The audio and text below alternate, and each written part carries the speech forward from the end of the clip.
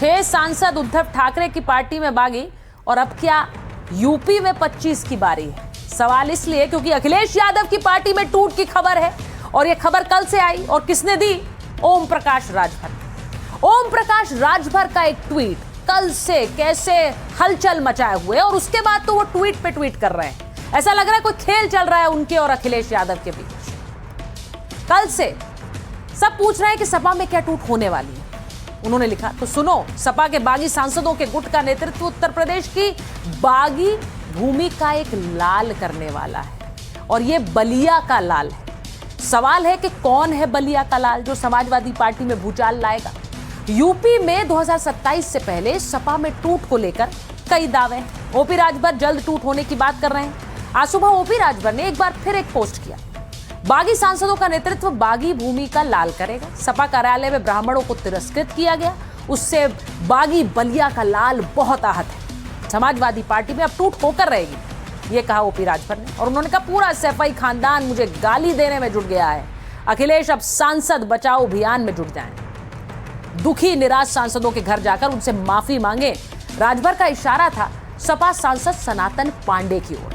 बुधवार को सपा की ओर से ब्राह्मण समाज की एक बैठक बुलाई गई थी और नेतृत्व बलिया के ही सपा सांसद सनातन पांडे कर रहे हैं। इसी बैठक की बात कर राजभर बगावत का दावा कर रहे हैं। राजभर के दावे को सनातन पांडे ने खारिज कर दिया।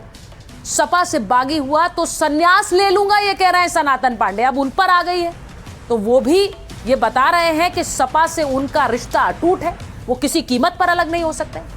और आपको बताएं कि सनातन पांडे बलिया से आने वाले समाजवादी पार्टी के बहुत पुराने नेता हैं। 5 बार विधानसभा चुनाव और 2 बार लोकसभा चुनाव लड़ चुके हैं।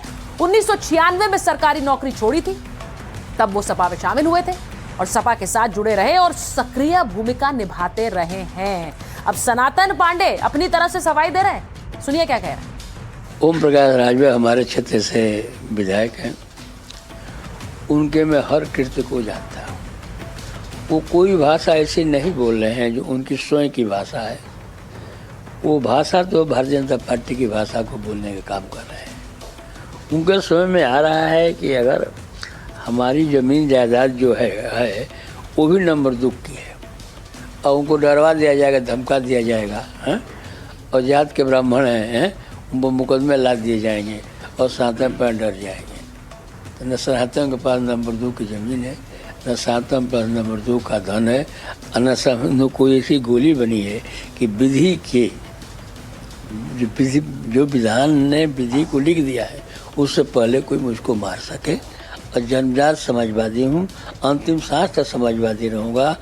और अंतिम सांस में अगर मुझे प्रतिनिधि करने का मौका पार्टी नहीं दिया तो उसके बाद भी मैं पार्टी कार्यालय पर बैठकर पार्टी की सेवा करने का काम करूँगा। समाजवादी पार्टी में टूट के दावों को लेकर पार्टी के नेता हमलावर हैं, ये भी सुन लीजिए।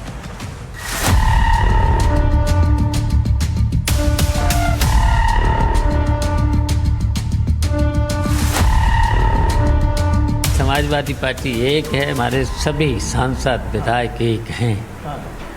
परिवार तो एक है ही और परिवार के साथ साथ सभी सांसद विधायक एक हैं। मुझे लग रहा है ये राजभर जी समाजवादी पार्टी से चुनाव जीते थे पिछली बार। अब उनको अपने भविष्य की चिंता सता रही है क्योंकि ये लोग कभी कुछ कहते हैं कभी कुछ कहते हैं, तो इनको मुझे लग रहा है कोई गंभीरता से लेता भी नहीं है। समाजवादी पार्टी का कोई कार्यकर्ता भी कहीं जाने वाला नहीं। बीजेपी के तमाम लोग जरूर समाजवादी पार्टी के राष्ट्रीय अध्यक्ष अखिलेश यादव को संपर्क में हैं जो विधानसभा की टिकट चाहते हैं। मीडिया से और माननीय अखिलेश यादव जी की बढ़ती हुई लोकप्रियता से भारतीय जनता पार्टी घबरा गई है। तो हलचल तो मचा दी है ओपी राजभर ने और इस वक्त माइक ऑन उन्हीं का कर रही हूँ। ओपी राजभर हमारे साथ जुड़ रहे हैं। राजभर साहब, ये सपा में ये टूट कब तक होगी जिसकी भविष्यवाणी आप कर रहे हैं, कब टूटेगी?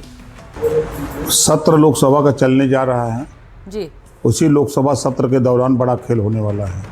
मतलब अभी आप कह रहे हैं अगले सत्र में? बता तो रहा हूँ कि लोकसभा सदन चलने वाला है, उसी सदन के दौरान हो सकता है उसके पहले ही लोग चले जाएं या उसी बीच ये लोग एक गोल बना करके एक अलग जो है अपना मोर्चा खड़ा करेंगे सपा के खिलाफ। में सपा का कहना है कि बीजेपी ने आपको एक मिशन पर लगा दिया है। चुनाव से पहले सपा को लेकर अफवाहें फैलाने का काम आपको सौंपा गया है कि आप ये करिए। हम अफवाह फैला रहे हैं? इलाहाबाद प्रयागराज में 3 परिवार को, एक ही परिवार को समाजवादी पार्टी के नेताओं ने काट दिया, उसकी हत्या कर दिया। ये अफवाह है। ये भी अफवाह है कि मऊ में समाजवादी पार्टी के नेताओं ने एक राजभर को गोली मार के हत्या कर दिया। ये भी अफवाह है। FIR है, बाकायदे रिकॉर्ड है।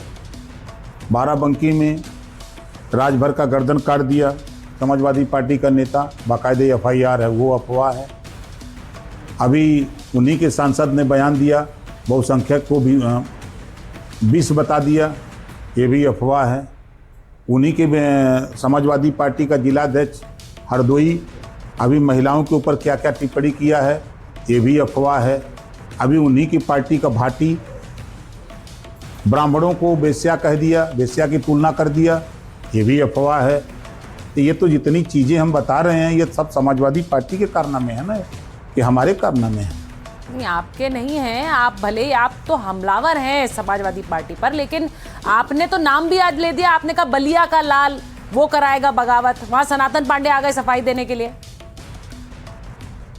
वो तो भगवान से मना रहे हैं कि हे भगवान दूसरे दल में जाएगा, नौबत नहीं आवा। ट्वीट पढ़िए उनका। नहीं, वो तो कह रहे हैं कि अंतिम सांस तक अलग नहीं हो सकते हैं।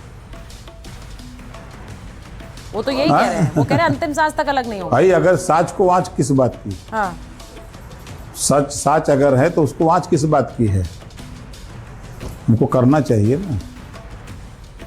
बहुत से लोग कह रहे हैं कि आप तो अखिलेश यादव के पीछे ही पड़ गए हैं। सपाई भी यही कह रहे हैं कि भाई आखिर, मैं आपसे पूछ रही हूँ, इतनी ये गुस्सा है या दुश्मनी है? वो तलाक दे दिए हमको, हम कबूल कर लिए हैं, यही गुस्सा है। नहीं, वो तलाक दे दिए हैं तो तलाक हमको दे दिए हैं तो हम कबूल कर लिए, कबूलनामा कबूलियत, इसी से गुस्सा है और कोई बात है। ये गुस्सा है। तो ओपी राजभर जी, बहुत धन्यवाद हमसे बात करने के लिए। लेकिन ओपी राजभर बड़ी बात कह रहे हैं। वो कह रहे हैं कि अगले सत्र में ये टूट होगी, और टूट ऐसी होगी कि सपा में सांसद छिटक जाएंगे। अब सोचिए कि जिस तरह से सपा के साथ टूट की बात कही जा रही है, ये सिर्फ ओपी राजभर क्या सपा की बात कर रहे हैं? आपको बताती हूं कि केशव प्रसाद मौर्य ने, जो डिप्टी सीएम है, उन्होंने कहा कि सपा से 25 से 26 सांसद टूटेंगे। ये केशव प्रसाद मौर्य ने कहा। उसके बाद ओम प्रकाश राजभर ने कहा सपा में तो जल्द बड़ी टूट होने वाली है। वो लगातार ये बात कर रहे हैं, ट्वीट्स भी कर रहे हैं। अब संजय निषाद, जो कि मंत्री हैं यूपी सरकार में, कह रहे हैं सपा के साथ कांग्रेस के 2 दर्जन MP MLA भी टूट जाएंगे। तो वो सिर्फ सपा की बात नहीं कर रहे हैं, संजय निषाद ने तो कांग्रेस को भी लपेटे में दे दिया है और कह रहे हैं कांग्रेस भी टूटेगी। सुनिए। ऐसे 2 दर्जन से ज्यादा सांसदों के लोग हमारे पास आए और उन्होंने समाजवादी पार्टी के, सपा के और कांग्रेस के और हिंदुत्व विचारधारा के, क्योंकि भैया एक तो हम आगे विचारधारा तो हमारी ये है, उस विचारधारा के लोग विरोधी हिंदुत्व के अगर इस विचारधारा के साथ रह नहीं पा रहे हैं, उन्होंने कहा भैया आप तटस्थ व्यक्ति हैं, आप न इधर आने वाले न उधर जाने वाले हैं, जिसके साथ रहते हैं सही से रहते हैं, और आप मर्यादित हो, मर्यादा पुरुषोत्तम भगवान के हाथ पास लाओ। ऐसे में मोदी योगी अमित शाह जी आपको ज़्यादा पसंद करते हैं ना, ऐसा मेरी भी चर्चा हो जाए, हमारे सांसद आना चाहते हैं और जुड़कर, जो इस विचारधारा से जुड़कर सेवा करना चाहते हैं। तो मैंने भी शीर्ष नेतृत्व को पहुँचा दिया, 2 दर्जन से सारे सांसदों के लोग हम सब थे, और उनको मैंने गृह मंत्री को पहुँचा दिया, भाई वो जुड़ना चाहते हैं, आप विचार करिए। तो एक तरफ विपक्षी खेमा है जिसमें टूट भी हो रही है, और जहां नहीं हुई है वहां टूट की भविष्यवाणी हो रही है। सवाल है कि इस टूट का मतलब क्या है?